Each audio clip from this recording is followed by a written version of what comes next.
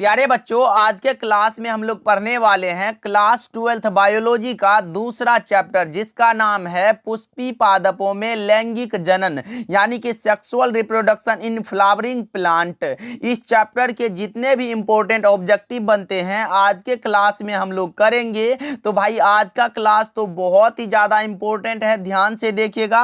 और इस चैप्टर से मैं जितना भी ऑब्जेक्टिव करा रहा हूँ उसको आप जरूर अच्छे से याद कर लीजिएगा, क्योंकि ये सारे के सारे ऑब्जेक्टिव आपके बोर्ड एग्जाम के लिए बहुत ही ज्यादा इंपॉर्टेंट होता है। ओके जी, चलिए क्लास को स्टार्ट करते हैं। क्लास को लाइक कर दीजिएगा और अपने दोस्तों के पास भी शेयर कर दीजिएगा। इससे पहले हम लोगों ने जीवों में जनन वाला ऑब्जेक्टिव कर चुका है, ये हमारा दूसरा चैप्टर रहा पुष्पी पादपों में लैंगिक जनन। ओके, चलिए क्लास को स्टार्ट करते हैं। और पहला नंबर सवाल आपके फोन के स्क्रीन पर है, आप सही आंसर को चैट सेक्शन में लगाते भी चलिएगा, जिससे कि आपको पता चल सके कि आपको पहले से इसमें कितना याद था। देखिए पहला नंबर सवाल क्या कह रहा है, बीजांड के वृत्त को क्या कहते हैं। अब लगाएंगे करेक्ट आंसर क्या होगा कि बीजांड के वृत्त को हम लोग क्या कहते हैं, what is the circle of ovule called, क्या कहते हैं। तो बीजांड के वृत्त को हम लोग फ्यूनिकल कहते हैं। भाई ऑप्शन ए करेक्ट आंसर है। 1 का ए लगा रहे हो आप, तो आपका भी करेक्ट आंसर है। ओके, याद भी करते चलिएगा। चलिए दूसरा नंबर सवाल की ओर बढ़ते हैं और आपके सामने आ चुका है, निषेचन के पश्चात बीजांड परिवर्तित होता है। लगाएंगे करेक्ट आंसर क्या होगा कि निषेचन के पश्चात यानी कि फर्टिलाइजेशन के पश्चात जो है बीजांड किस में परिवर्तित होता है, ये पूछा जा रहा है। मध्यावरण में, बीज में, भ्रूण में या फिर भ्रूणपोष में। तो आप लगा सकते हो कि निषेचन के पश्चात जो है बीजांड बीज में परिवर्तित होता है, यानी कि 2 का करेक्ट आंसर हो जाएगा ऑप्शन नंबर बी। आप लगा रहे हो बी, तो आपका भी करेक्ट हो जाएगा। ओके, चलिए नेक्स्ट सवाल की ओर बढ़ते हैं। 3 नंबर सवाल आपके सामने रहा, लगाओ करेक्ट आंसर क्या होगा। परागकण हो सकते हैं, बताएंगे आप सभी की पॉलन ग्रेन कैन बी, कौन सा होगा भाई। ये एलर्जिक फैक्टर्स है जो कि ऑप्शन नंबर सी में दिया गया है, यह एलर्जी कारक है, ध्यान में रखिएगा आप सभी। ओके, चलिए 4th नंबर सवाल को देखिए, आपके सामने आ चुका है, भूमि फलनी फल है। ये क्वेश्चन तो बहुत इंपॉर्टेंट है, आपके बोर्ड एग्जाम में कई बार आ चुका है, इसलिए ध्यान में रखिएगा। The fruit of land is, कौन सा हो जाएगा। तो भूमि फलनी फल की बात हो तो आप मूंगफली लगा देना, करेक्ट हो जाएगा। ओके, 4 का B is the right answer. Okay, चलिए क्लास को लाइक कर दीजिएगा और अपने दोस्तों के पास शेयर जरूर करिएगा। भाई बहुत इंपॉर्टेंट है, क्योंकि हम लोग चैप्टर वाइज कर रहे हैं, तब तो आपके बोर्ड एग्जाम में एक भी प्रश्न छूटने का तो कोई चांस ही नहीं बनता है। देखो परागकण मुख्यतः है, परागकण क्या है, पॉलिन ग्रेन्स आर मेनली, ये जो है मेल गैमीट होता है, आपको भी पता होना चाहिए कि मेल गैमीट है, यानी कि नर युग्मक हो जाएगा। ऑप्शन सी करेक्ट आंसर हो जाएगा, 5 का C is the right answer. Okay, चलिए 6 नंबर सवाल को देखते हैं, आपके सामने आ चुका है, इनमें कौन कायिक प्रवर्धक नहीं है। लगाओ जी करेक्ट आंसर क्या होगा, इनमें कौन सा है जो कायिक प्रवर्धक नहीं है। प्रकंद, चूसक, शाखा या फिर चल बीजाणु। तो आप लगाओगे कौन सा, तो मोबाइल स्पोर हो जाएगा, ऑप्शन डी करेक्ट आंसर हो जाएगा, चल बीजाणु हो जाएगा। 6 का D is the right answer. Okay, चलिए 7 नंबर सवाल की ओर बढ़ते हैं, आपके सामने आ चुका है, इनमें कौन सा फल कूट फल है। लगाओ जी करेक्ट आंसर क्या होगा 7 का, इनमें कौन सा फल है जो कूट फल है। आम, नींबू, सेब या फिर धान, कौन सा होगा 7 का करेक्ट आंसर, यह हो जाएगा सेब, ऑप्शन डी राइट आंसर हो जाएगा।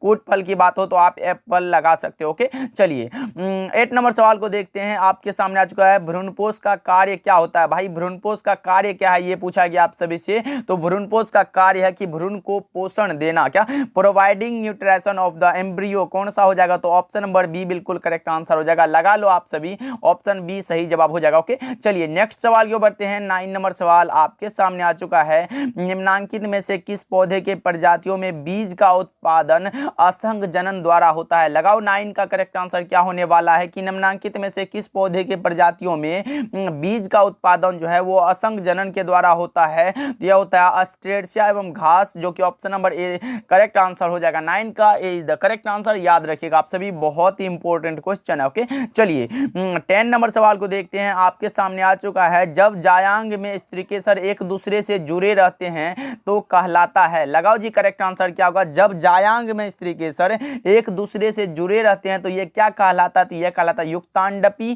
जो कि ऑप्शन नंबर बी में दिया गया, करेक्ट आंसर है। 10 का B is the right answer. Okay, चलिए 11 नंबर सवाल की ओर बढ़ते हैं, आपके सामने आ चुका है, पुष्पीय पौधों में में इस देखो जी, पहले हम लोग इस चैप्टर का जितना इंपॉर्टेंट ऑब्जेक्टिव है इसको कर लेते हैं, उसके बाद जो है इसका सब्जेक्टिव आपको देंगे जो इंपॉर्टेंट होता है। इस चैप्टर वाइज सब्जेक्टिव और ऑब्जेक्टिव करते चलेंगे भाई, एक भी प्रश्न नहीं छूटेगा, ये मेरा वादा है। बस आप सभी क्लास को अच्छे से देखना और जितना मैं बता रहा हूं उसको आप कवर जरूर करते चलना। बहुत इंपॉर्टेंट क्वेश्चन करा रहा हूं भाई, इसलिए याद करते चलना। पुष्पीय पौधों में नर युग्मक का निर्माण किसके विभाजन से होता है? लगाओ करेक्ट आंसर क्या होगा। बहुत ही अच्छा क्वेश्चन है, लगाओ 11 का करेक्ट आंसर क्या हो जाएगा, तो यह हो जाएगा जनन कोशिका के द्वारा, जो कि ऑप्शन सी करेक्ट आंसर है। 11 का C is the correct answer. Okay, चलिए 12 नंबर सवाल को देखते हैं क्या करा है। इमेस्कुलेशन किससे संबंधित है? लगाओ जी, इमेस्कुलेशन जो है वो किससे संबंधित है? आपको भी पता होगा, ये हाइब्रिडाइजेशन से संबंधित है, जो कि ऑप्शन नंबर किस में, तो सी में दिया गया, संकरण से संबंधित है। ओके, ध्यान में रखना है आप सभी को। चलिए 13 नंबर सवाल को देखिए, आपके सामने आ चुका है। भ्रूणपोष वाले जीवों को क्या कहा जाता है? भ्रूणपोष वाले जीवों को क्या कहते हैं? तो आपको भी पता होना चाहिए कि भ्रूणपोष वाले जीवों को हम लोग एंडोस्पर्मिक कहते हैं, जो कि ऑप्शन नंबर सी में दिया गया है। लगा लो तो करेक्ट हो जाएगा। ओके, ध्यान में रखिएगा आप सभी। What are endosperm organism called? क्या, तो एंडोस्पर्मिक हो जाएगा, ऑप्शन डी करेक्ट आंसर हो जाएगा। चलिए नेक्स्ट सवाल की ओर बढ़ते हैं, आपके सामने आ चुका है 14 नंबर सवाल। निम्नलिखित में कौन जलीय जंगली घास है? कौन सा है जो जलीय जंगली घास है? तो वो हो जाएगा जलकुंभी। फटाफट से हम लोग कर लेते हैं क्योंकि बहुत ही कम समय है भाई, ज्यादा क्वेश्चन है। ओके, चलिए सी हो जाएगा करेक्ट आंसर, 14 का C is the right answer. चलिए नेक्स्ट सवाल की ओर बढ़ते हैं, 15 नंबर सवाल। वायु परागन किस में नहीं होता है? नहीं होता है भाई, तो वायु परागन आपको भी पता होगा, घास में होता है, मक्का में होता है, गेहूं में होता है, इसमें होता है, लेकिन नहीं होता वो सेल्विया में नहीं होता है। 15 का डी बिल्कुल करेक्ट आंसर हो जाएगा, 15 का डी सही है। ओके, चलिए 16 नंबर सवाल को देखते हैं, आपके सामने आ चुका है। निम्नलिखित में से किस पौधे में स्वपरागन होता है? स्वपरागन हमेशा द्विलिंगी में होता है भाई, ऑप्शन बी करेक्ट आंसर हो जाएगा, 16 का बी राइट आंसर। ओके, चलिए नेक्स्ट सवाल की ओर बढ़ते हैं। 17 नंबर सवाल आपके सामने आ चुका है। अगुणित भ्रूणपोष निम्नांकित में किसकी विशेषता है? लगाओ जी करेक्ट आंसर क्या होगा। अगुणित भ्रूणपोष जो है किसकी विशेषता है आपको पूछा गया है, तो 17 का करेक्ट आंसर हो जाएगा अनावृत बीजी, ऑप्शन बी करेक्ट आंसर है। ओके, चलिए नेक्स्ट सवाल को बढ़ते हैं। 18 नंबर सवाल आपके सामने रहा। भ्रूणपोष क्या है? तो भाई भ्रूणपोष आपको भी पता होगा कि 3n होता है भाई, यानी कि त्रिगुणित होता है, ऑप्शन सी करेक्ट आंसर है, ध्यान में रखिएगा आप सभी। चलिए नेक्स्ट सवाल को बढ़ते हैं। 19 नंबर सवाल आपके सामने आ चुका है। बीजजोल का निर्माण होता है, बहुत ही मजेदार क्वेश्चन है। बीजजोल का निर्माण आखिर होता कहां है? तो ये बीजजोल का जो निर्माण होता है वो होता है पेरिकार्प से, ऑप्शन ए राइट आंसर हो जाएगा। ओके, चलिए 20 नंबर सवाल को देखिए क्या करा है। इंग्लिश मीडियम वाले के लिए भी आप देख सकते हो, दोनों मीडियम वाले के लिए भाई घबराना नहीं है, बस आंसर लगाते चलना है और याद करते चलना। निम्नलिखित में से किस पादप में बीज तो बनता है लेकिन पुष्प नहीं बनता है? कौन सा है जिसमें बीज बनता है लेकिन पुष्प नहीं बनता है? तो वो हो जाएगा चीड़, जो कि ऑप्शन नंबर डी में दिया गया, करेक्ट आंसर है। चलिए 21 नंबर सवाल को देखिए क्या कर रहा है। वायु परागन सामान्यतः पाया जाता है, ये घासों में पाया जाता है। अभी तो मैंने पिछले वाले क्वेश्चन में बताया कि वायु परागन सामान्यतः घासों में होता है, ऑप्शन बी करेक्ट आंसर है। घास में होता है, मक्का में होता है, गेहूं में होता है, ये वायु परागन होता है। ओके, चलिए नेक्स्ट सवाल को बढ़ते हैं। 22 नंबर सवाल को देखिए क्या करा है।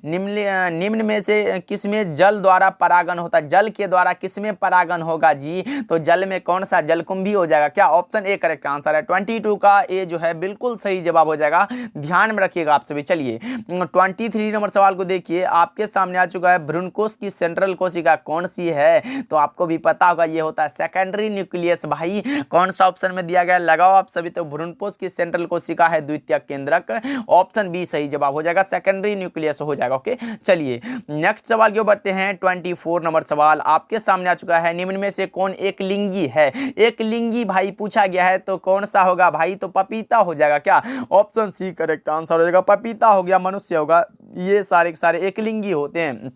सरसों, गुड़हल हो गया, जोंक हो गया, ये सब होते हैं द्विलिंगी, ध्यान में रखिएगा आप सभी। चलिए 25 नंबर सवाल को देखिए, आपके सामने आ चुका है। किस फल का बीज चोल खाया जाता है? लगाओ जी करेक्ट आंसर क्या होगा। किस फल का बीज चोल जो है खाया जाता है? तो वो हो जाता है कौन सा? जायफल भी है, लीची भी है और शरीफा भी है, यानी कि आप कह सकते हो कि ऑल ऑफ दीज हो जाएगा।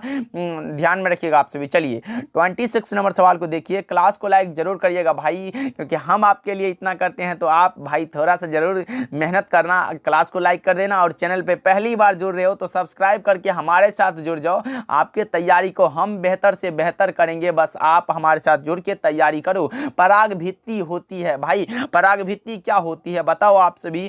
26 का करेक्ट आंसर हो जाएगा कौन सा, तो पराग भित्ति द्विस्तरीय होती है, ऑप्शन बी करेक्ट आंसर हो जाएगा, याद रखिएगा आप सभी। चलिए नेक्स्ट सवाल को बढ़ते हैं। 27 नंबर सवाल आपके सामने रहा। वायु परागित पुष्प सामान्यतः होते हैं, वायु परागित पुष्प भाई छोटे भी होते हैं या रंगहीन भी होते हैं, यानी कि आप कह सकते हो कि ऑप्शन नंबर बी और सी करेक्ट हो जाएगा। क्या ये लगा रहे हो भाई, डी में देखो डायरेक्टली दिया गया छोटे और रंगहीन दोनों हो जाएगा, ऑप्शन डी बिल्कुल करेक्ट आंसर हो जाएगा। ऐसे ही एग्जाम में ऐसे मत करना कि छोटे में बी में भी ऐसे गोला कर देना और सी में भी कर देना और एग्जामिनर को पता चलेगा, वो हो जाएगा आपका नंबर जो है क्या हो जाएगा, तो गलत हो जाएगा। पहले ऑप्शन को अच्छे से पढ़ना है फिर टिक करना है, अभी हो जाएगा छोटे और रंगहीन होते हैं। ओके चलिए 28 नंबर सवाल को देखिए। आपके सामने आ चुका है। एनिमोफिली नामक परागण किसके द्वारा होता है भाई। ऐसे वाले क्वेश्चन से तो एक क्वेश्चन हर एक बार आपके एग्जाम में आता है। एनिमोफिली हो गया, एंटोमोफिली हो गया, मेलेकोफिली हो गया, इससे एक क्वेश्चन तो रहता है। चलिए आगे चल के हम क्लियर कर देते हैं। एनिमोफिली अगर पूछे तो ये हवा के द्वारा होता है, क्या हवा के द्वारा होता है। कौन सा ऑप्शन में दिया गया है, तो ये दिया गया ऑप्शन नंबर डी में, लगा लो एनिमोफिली भाई, एनिमो हवा के द्वारा। एक कॉपी में कहीं साइड में लिख लो एनिमोफिली आए तो आप क्या लगाओगे, वाइंड भाई, ऑप्शन डी करेक्ट आंसर हो जाएगा। चलिए 29 नंबर सवाल को देखते हैं। ये सा क्वेश्चन और भी है, हम आपको वहां क्लियर कर देंगे। इंटोमोफिली आया, लो जी इंटोमोफिली क्या हो जाएगा, तो ये कीड़ा के द्वारा होता है, ऑप्शन डी करेक्ट आंसर है। क्या अभी मैंने बताया कि एनिमोफिली आए तो आप हवा लगा देना और इंटोमोफिली आए तो आप क्या लगाओगे, कीड़ा लगा देना भाई, करेक्ट हो जाएगा। दो क्वेश्चन आया और एक क्वेश्चन है, चलिए आगे दिखाते हैं, वो नीचे होगा। चलिए देखिए, प्रत्येक पादप कोशिका से पूर्ण पौधा बन सकता है, इस गुण को हम लोग क्या कहते हैं बताओ जी। प्रत्येक पादप कोशिका से एक पूर्ण पौधा बन सकता है तो इस गुण को हम लोग क्या बोलेंगे, तो आपको पता होना चाहिए। इसको बोलते हैं टोटिपोटेंसी, जो कि ऑप्शन नंबर सी में दिया गया है, करेक्ट हो जाएगा, ध्यान में रखिएगा आपसे भी। चलिए नेक्स्ट सवाल को बढ़ते हैं। 31 नंबर सवाल को देखिए।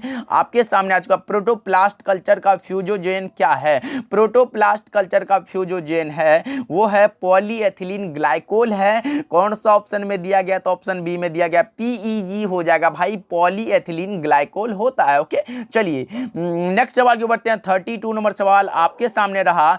पुष्प बंद रहते हैं, कैसे रहते हैं भाई, पुष्प बंद जो रहते हैं वो रहते हैं क्लिस्टोगैमी। कौन सा ऑप्शन में दिया गया 32 का, तो बी में दिया गया है, आप लगा सकते हो क्लिस्टोगैमी होता है। ओके चलिए 33 नंबर सवाल देखिए। आपके सामने आ चुका है। आवृत बीजी में कौन सी संरचना नहीं मिलती है, नहीं मिलती है भाई, क्या लगा रहे हो 33 का लगाओ आप सभी, तो ये आर्किगोनियम जो है ये नहीं मिलती है, ऑप्शन बी सही जवाब हो जाएगा। 33 का बी जो है बिल्कुल करेक्ट हो जाएगा। चलिए 34 नंबर सवाल को देखिए। सामान्य आवृतबीजी भ्रूणकोश होता है, कितना कोशिकीय होता है भाई, ये पूछा गया, तो ये 7 कोशिकीय होता है, option number D correct answer हो जाएगा, 7 सेल्यूलर होता है। ओके डी लगा लो जी, आपका भी करेक्ट हो जाएगा, ध्यान में रखना है। ओके चलिए 35 नंबर सवाल को देखिए क्या करा है। ऑर्थोट्रोपस बीजांड में बीजांड द्वारा तथा निभाग होते हैं, क्या होते हैं ये पूछा गया है, तो ये होता है बीजांड वृत्त से सीधी रेखा पर होता है, जो कि ऑप्शन नंबर सी में दिया गया है, आपका करेक्ट आंसर हो जाएगा। 35 का जो है सी बिल्कुल करेक्ट हो जाएगा भाई, याद रखिएगा। चलिए 36 नंबर सवाल को देखिए क्या करा है। बीजांड में अर्धसूत्री विभाजन होता है, किसमें होता है, बीजांड में अर्धसूत्री विभाजन जो होता है वो किसमें होता है, कहां होता है, ये पूछा गया आप सभी से, तो 36 का करेक्ट हो जाएगा कौन सा, तो गुरु बीजाणु मातृ कोशिका में होता है, ऑप्शन बी बिल्कुल करेक्ट आंसर हो जाएगा, याद रखिएगा, बहुत ही इंपॉर्टेंट है। मेगास्पोर इन मदर सेल में होता है। चलिए नेक्स्ट सवाल की ओर बढ़ते हैं। 37 नंबर सवाल देखिए। किसने सिद्ध किया कि कोशिका टोटिपोटेंसी होती है, भाई इसको तो मैं बोलता हूं 3 स्टार लगा लो, बहुत इंपॉर्टेंट क्वेश्चन है। किसने सिद्ध किया कि कोशिका टोटिपोटेंट होती है, तो ये सिद्ध किया था स्टीवार्ड साहब ने, जो कि ऑप्शन नंबर डी में दिया गया है, करेक्ट आंसर हो जाएगा भाई, बहुत इंपॉर्टेंट। ओके, याद रखिएगा आप सभी, who proved that the cell is totipotent, कौन सा, तो स्टीवार्ड हो जाएगा, ऑप्शन नंबर डी बिल्कुल करेक्ट आंसर हो जाएगा। चलिए 38 नंबर सवाल को देखिए, भारतीय आवृत्तबीजी भ्रूण विज्ञान के जनक कौन है? ये भी इंपॉर्टेंट क्वेश्चन है। भारतीय आवृत्तबीजी भ्रूण विज्ञान के जनक माने जाते हैं पी महेश्वरी, पूरा नाम बोले तो पंचानन महेश्वरी, करेक्ट आंसर हो जाएगा, डी जो है बिल्कुल करेक्ट हो जाएगा। चलिए 39 नंबर सवाल देखिए क्या कह रहा है, पॉलीएम्ब्रियोनी पाई जाती है किसमें? पॉलीएम्ब्रियोनी जी पाई जाती है, वो किसमें पाई जाती है? 39 का करेक्ट आंसर लगाओ आप सभी, तो ये पाई जाती है सिट्रस में, ऑप्शन बी करेक्ट हो जाएगा। 39 का जो है बिल्कुल जो है बी करेक्ट हो जाएगा। चलिए 40 नंबर सवाल को देखते हैं, आपके सामने आ चुका है, अनावृत बीजियों में द्विनिषेचन की खोज किसने की थी? एक होता है निषेचन और दूसरा आ जाता है द्विनिषेचन, तो दोनों को याद रखिएगा। अगर आ जाए कि निषेचन की खोज की थी स्ट्रासबर्गर साहब ने, लेकिन अगर द्विनिषेचन आ जाए तो भाई आप नवास्चिन लगा के चले आना, तो आपका एक नंबर जो है कोई काट नहीं सकता है। अगर द्विनिषेचन आए नवास्चिन और सिर्फ निषेचन आए तो आप स्ट्रासबर्गर लगा दोगे तो सही हो जाएगा। चलिए 41 नंबर सवाल देखिए, आपके सामने आ चुका है, 100 परागकण बनने के लिए कितने सूत्री विभाजन की आवश्यकता होगी? बहुत इंपॉर्टेंट क्वेश्चन है, लगाओ आप सभी, क्या होगा इसका राइट आंसर? 100 परागकण बनने के लिए कितने सूत्री विभाजन की आवश्यकता होती है? तो यह होती है 25, जो कि ऑप्शन सी में दिया गया है। 41 का C is the correct answer. चलिए 42 नंबर सवाल को देखते हैं, आपके सामने आ चुका है, घोंघे द्वारा परागण कहलाता है। लो जी, घोंघे द्वारा, मैंने बताया था एनिमोफिलिया आए तो आप हवा लगा देना, अगर एंटीमोफिलिया आए तो आप कीड़ा लगा देना, और घोंघे द्वारा परागण पूछे तो आप मेलेकोफिली लगा देना भाई, करेक्ट हो जाएगा। 42 का जो है ऑप्शन नंबर ए बिल्कुल करेक्ट आंसर हो जाएगा। अगर मॉर्मिकोफिली पूछे, क्या मार्मिकोफिली ये वाला आ जाए तो आप चींटी लगा सकते हो, करेक्ट आंसर होगा मॉर्मिकोफिली चींटी, इंटोमोफिली जो हो जाएगा वो हो जाएगा कीड़ा, एनिमोफिली हवा हो जाएगा, और मेलेकोफिली हो जाएगा घोंघे द्वारा। भाई ये चारों ऑप्शन को अच्छे से ध्यान में रखिएगा, एक क्वेश्चन तो यहां से हर एक बार बनता है। ओके, चलिए 43 नंबर सवाल को देखिए क्या करा है, पुष्प कृषि को निम्न में से क्या कहते हैं? पुष्प कृषि को हम लोग क्या बोलेंगे? तो फ्लोरिकल्चर, फ्लोर भाई फ्लावर मतलब फूल होता है, तो आपको पता है तो ऑप्शन ए लगा लो ना, करेक्ट हो जाएगा। 43 का जो है ऑप्शन ए बिल्कुल सही जवाब हो जाएगा। चलिए 44 नंबर सवाल देखिए, निम्न में से असत्य फल किससे बनता है? असत्य फल की जब भी बात हो, असत्य फल जो है ये पुष्पासन से बनता है, लेकिन सत्य फल भाई किससे बनता है? आप कमेंट करके बताओ। चलो मैं ही बता देता हूं, सत्य फल अंडाशय से बनता है, असत्य फल किससे? तो पुष्पासन से बनता है, ऑप्शन बी करेक्ट हो जाएगा, ध्यान में रखिएगा आप सभी। चलिए 45 नंबर सवाल देखिए, आपके सामने आ चुका है, इनमें से किसका पुष्पासन खाया जाता है? बहुत ही महत्वपूर्ण क्वेश्चन आ चुका है, इनमें से कौन है जिसका पुष्पासन खाया जाता है? शरीफा है, सेब है, नारंगी है या फिर लीची है? तो 45 का करेक्ट आंसर हो जाएगा कौन सा? तो सेब है, ऑप्शन बी सही जवाब हो जाएगा। ओके, चलिए 46 नंबर सवाल देखिए क्या करा है, मात्र 50 क्वेश्चन है, ध्यान में रखना भाई, बहुत ही कम क्वेश्चन है, बहुत ही इंपॉर्टेंट भी है। सेमल में किसके द्वारा परागण होता है? सेमल में परागण किसके द्वारा होता है बताओ जी? चमगादड़, पक्षी, जल या फिर वायु? तो सेमल में परागण जो होता है वो हो जाता है चमगादड़ के द्वारा, ऑप्शन ए सही जवाब हो जाएगा, इसको भी आप याद रखिएगा, इंपॉर्टेंट है। ओके, चलिए नेक्स्ट सवाल जो बढ़ते हैं 47 नंबर सवाल है, एनाट्रोपस बीजांड होता है, कैसा होता है? एनाट्रोपस जो बीजांड होता है वो उल्टा होता है, बहुत ही महत्वपूर्ण है, ये बुक का क्वेश्चन है, बुक में भी दिया गया ये ऑब्जेक्टिव, इसीलिए ध्यान में रखिएगा, ऑप्शन बी करेक्ट आंसर हो जाएगा। एनाट्रोपस बीजांड उल्टा होता है, इन्वर्टेड होता है। ओके, चलिए नेक्स्ट सवाल क्यों बढ़ते हैं 48 नंबर सवाल देखिए, इनमें से कौन सा पौधा जलोद्भिद है? जलोद्भिद कौन सा पौधा है ये पूछा गया है, तो 48 का करेक्ट आंसर क्या होगा? जलोद्भिद बोलने का अर्थ होता है कि जो मृदा जल से संतृप्त हो उसी को हम लोग जलोद्भिद बोलते हैं। तो इनमें कौन सा पौधा है जो मृदा में जल से संतृप्त है? बताओ आप सभी। तो 48 का करेक्ट आंसर क्या लगा रहे हो? ये हो जाएगा कौन सा? सिंघारा हो जाएगा, ऑप्शन ए करेक्ट आंसर हो जाएगा, ध्यान में रखिएगा। ये भाई पौधा है वो क्या बोलते हैं, खाने वाला सिंघारा मत समझ लेना, वो जो मिलता है ठेला सब पर, उसको मत समझना, ये एक पौधा है। ओके, चलिए 49 नंबर सवाल देखिए क्या कह रहा है, आपके सामने चुका है। अनुन्मील्य परागन वाले पौधे निम्न में निश्चित रूप से होता है, क्या होता है? अनुन्मील्य परागन वाले पौधों में निश्चित रूप से क्या होता है? स्वपरागन होता है, यानी कि सेल्फ पॉलिनेशन, क्रॉस पॉलिनेशन, या फिर ए एंड बी दोनों, या फिर नन ऑफ दिस, यानी कि इनमें से कोई नहीं। कौन सा होगा करेक्ट आंसर? अनुन्मील्य परागन वाले पौधों में निश्चित रूप से जो होता है वो हो जाता है सेल्फ पॉलिनेशन, यानी कि स्वपरागन होता है। ऑप्शन ए सही जवाब हो जाएगा। ओके, ध्यान में रखिएगा आप सभी। चलिए 50 नंबर सवाल देखिए, और आज के क्लास का लास्ट सवाल होने वाला है। स्त्री दल चक्र पुष्पों में बना है किससे? स्टिग्मा से, स्टाइल से, ओवरी से, या इनमें से सभी से? तो ये इन सभी से मिलकर बना है। ऑप्शन डी करेक्ट आंसर हो जाएगा। ऑप्शन डी लगा लो तो आपका भी करेक्ट आंसर हो जाएगा। ओके जी, तो चलिए आज का क्लास हम लोगों का हुआ क्या? तो कंप्लीट हो चुका है।